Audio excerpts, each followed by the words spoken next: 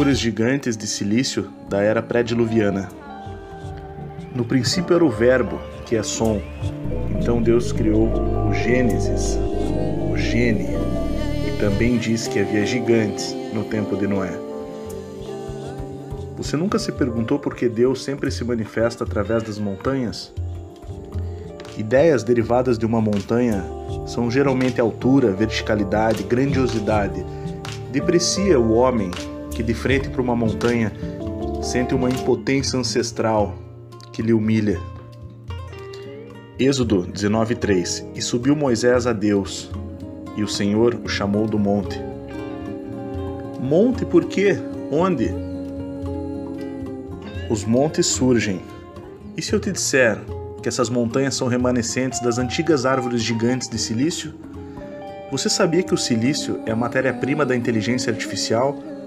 Isso soa como Vale do Silício, na Califórnia.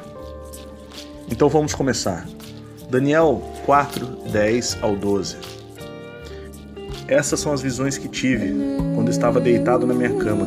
Olhei e ali diante de mim estava uma árvore muito alta no meio da terra. A árvore cresceu tanto que sua copa encostou no céu. Era visível até os confins da terra. Tinha belas folhas, muitos frutos, e nela havia alimento para todos. Debaixo dela, os animais do campo achavam abrigo e as aves do céu viviam em seus galhos. Todas as criaturas se alimentavam da árvore. E continuando, versículo 13 ao versículo 15.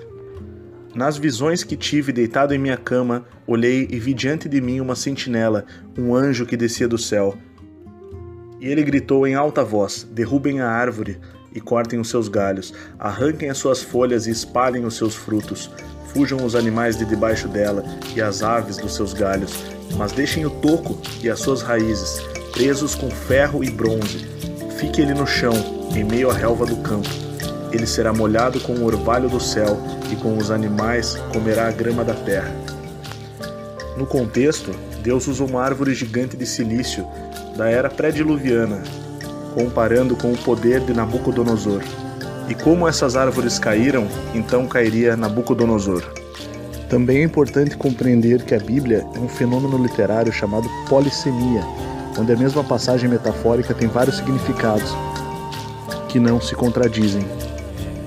Era uma vez na terra de Oz, onde haviam gigantescas árvores de silício que se sujeitavam a uma imensa memória de quartzo, enraizados e conectados por toda a vasta terra.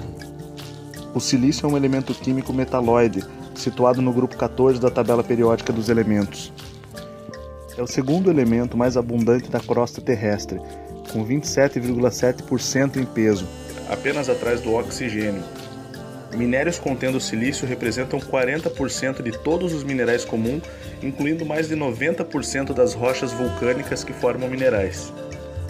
O quartzo e suas variedades cornalina, crisoprasa, ônix, sílex e jasper são formas cristalinas de silício existentes na natureza. O dióxido de silício é o principal componente da areia. O silício é muito importante também na tecnologia, utilizado no Vale do Silício na fabricação de componentes eletrônicos, em especial os microchips de silício, sendo o silício o elemento mais importante na inteligência artificial. No passado, haviam gigantes em todo o ambiente biológico, animais gigantes, árvores gigantes, que guardavam dentro de si uma grande quantidade de informação como uma memória. Era toda uma forma de vida baseada no silício em vez do carbono, como é atual. Então haviam árvores de silício. Como o silício é um grande condutor de energia, essas árvores geravam frutos gigantes, como no exemplo dos cachos de uva gigantes que fala na Bíblia em Números 13:23.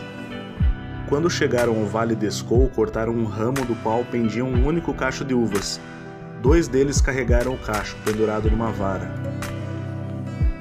Eu sei que o assunto é complicado e é polêmico, mas tenha em mente 3 palavras: árvore, montes e energia. Essas árvores gigantes eram poderosos sistemas de inteligência da antiguidade. nutridos de quartzo e silício, até que os gigantes, os Nephilim, e seus filhos destruíram tudo ao redor. A fortaleza Massada em Israel é uma árvore gigante antiga. Parece loucura, né? Então continue assistindo. E o que você acha desses falos verdes ao fundo no Mágico de Oz? Será que seria para anestesiar o nosso subconsciente?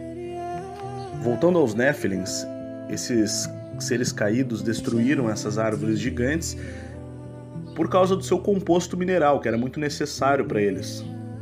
É como se o nosso mundo antigo fosse um canteiro de pedras preciosas que foram extraídas selvagemente, sem nenhum pudor, para benefício dessas entidades. E logicamente eles tinham uma tecnologia muito avançada que era capaz de cortar essas pedras e levantar essas pedras.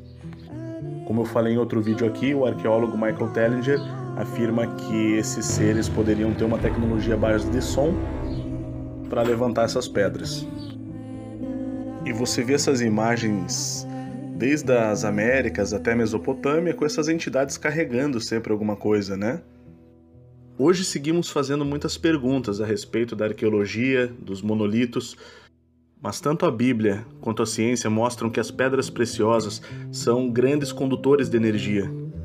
O peitoral do sumo sacerdote na Bíblia é composto dessas pedras preciosas que são quartzo e silício, e também o templo da Nova Jerusalém, que é composto dessas mesmas rochas. E vemos como a nossa tecnologia se sustenta à base de silício, porque ele é um semicondutor. Digamos que esses grandes governantes celestes vieram para enraizar a terra em torno da árvore gigante, deixando apenas os pequenos arbustos, que é o que temos hoje e chamamos de árvores, enquanto as grandes montanhas que vemos são apenas o toco de grandes árvores de silício, que chegavam a quilômetros de altura, preenchido com alguns detritos ao redor.